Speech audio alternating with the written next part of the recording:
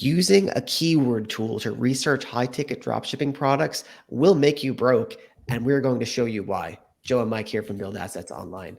So, Mike, we have a bunch of keywords pulled up here that we searched in Ahrefs, and there are a bunch of keyword tools out there. Ahrefs is the one that we prefer.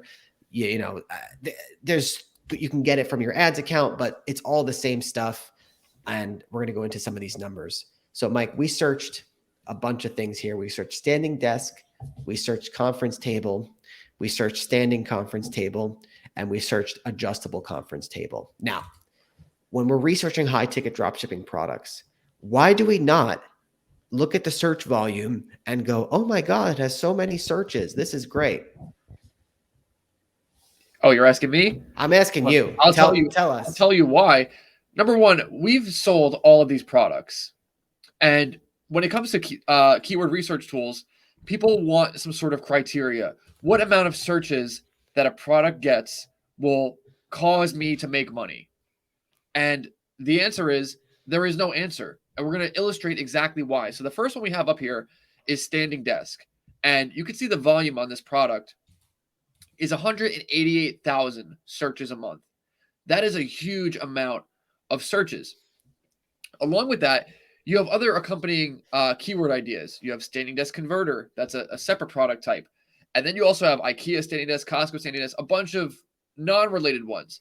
So people may give advice out there like, oh, if a product has over 5,000 or 10,000 or 20,000 searches a month on Google, this means there is enough volume out there for you to make money. But this is absolute nonsense because it doesn't take into account anything associated with competition, with the types of variations someone might want in a product. So regarding competition, if you look where it says 188,000 in volume, if you look right below that, it says the cost per click is $5. So when you couple the price point of standing desks, which are good for high ticket drop shipping, they can range from $200 to $1,000 to maybe even $3,000. Some of these things, especially the $200 ones, if you have to spend $5 a click, it's not going to be very viable. So while there may be a lot of search volume and there may be a lot of people willing to buy these products, it doesn't mean it's a great niche. It doesn't mean it's the best thing to do sheerly because it has a lot of search volume.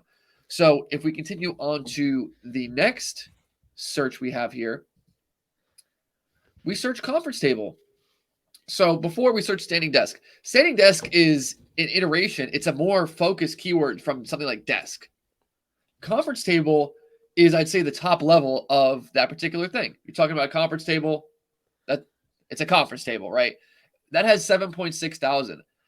Based on some guru's criteria, this may not be enough. But what I'll tell you is this is a way better niche to get into than standing desks. And we know that because the price point is going to be a lot higher. Even though the cost per click is actually pretty expensive in and of itself, it's just, look at the keyword difficulty here. 22 versus what, Joe, on the other one? 71. Well, this is what you need this is what you need to rank for it organically, which Right. I think is a bit out of the scope for this video, but I just want to illustrate what you said, Mike. You said the volume here, or sorry, you were talking about how the top level standing desk is an iteration of desk and conference table is an iteration of nothing. Because what you're searching for a conference table, you're searching for a conference table. And that, I think, makes both these keywords too high level. Like both these keywords, I feel like are kind of useless because the odds of anyone getting a conversion off of these keywords is extremely, extremely low. And these costs per clicks are pretty high. It's pretty crazy actually. But even if they were lower, it's still so non-specific what a person is searching for.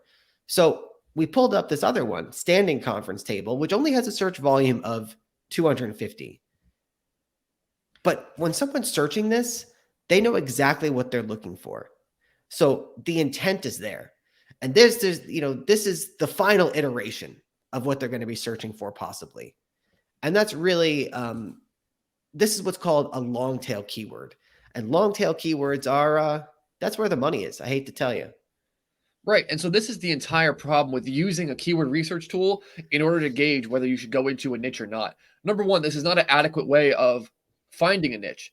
You may just search conference table and say, oh, okay, I'm going to do conference tables. Meanwhile, if you actually put any thought into, surfing around to see the type of conference tables that there are, like Joe said, the money is going to be made in the long tails. And when you look at some of these long tail keywords, they may not look that impressive. And that's because, number one, the whole idea of a long tail keyword is that it's very high intent. If someone searches standing conference table, they're much more likely to buy those 250 people per month. You probably have a better chance getting a sale out of one of those than getting a sale out of the one person searching for conference table. You mean the 7,600 people searching for conference table? I'm saying you're more likely getting one person out of those 250 to buy that are looking for a standing conference table versus the 7,600 that are looking to buy. Maybe they're not looking to buy. They're just searching conference table. Right. Absolutely. Mike, I would even be so bold to say that you're more likely to get a sale from this 250 than this 188,000. Yeah. And lastly, this has nothing to do with a supplier and the supplier's demand. And the supplier's profitability and the supplier's margin. So when you're doing this, basically what you're doing is you're sitting and you're twiddling your thumbs, you're playing with your ding dong, you're at your desk, and you're getting a dopamine hit. You're thinking, "Oh, this is good. This is not good." And what you're doing is you're not developing your store angle the way we teach and the way that's correct. And you're not actually doing any productive work. And that's about it. Exactly, Joe. I would go so far as to say other dropship gurus use these dopamine hits to try and manipulate people that come in to think that they're doing actual work and to think they're actually onto something when it's just not the case. The only way to know what's going to work or how it's going to work is to actually get in there and get the suppliers. And I know firsthand, we sold a bunch of these adjustable conference tables. We sold so many of them. And Joe, we would sell these products. We made a sale for $7,000. We had 50% margin. And Mike, what was the key? We actually have the keyword data for when we sold. I think we had a huge sale. It was like we sold like 5 or 6 of these or something crazy. And it was off of a search that doesn't even have any search volume registered. Exactly. And we also got a sale from a 1-cent click for 2 of these. So that was a $7,000 purchase. And you're right, Joe. We've had someone call us and it was like a $26,000 purchase. They bought, I don't know, however many, I can't do the math right now. Something like 5, 10 of these units.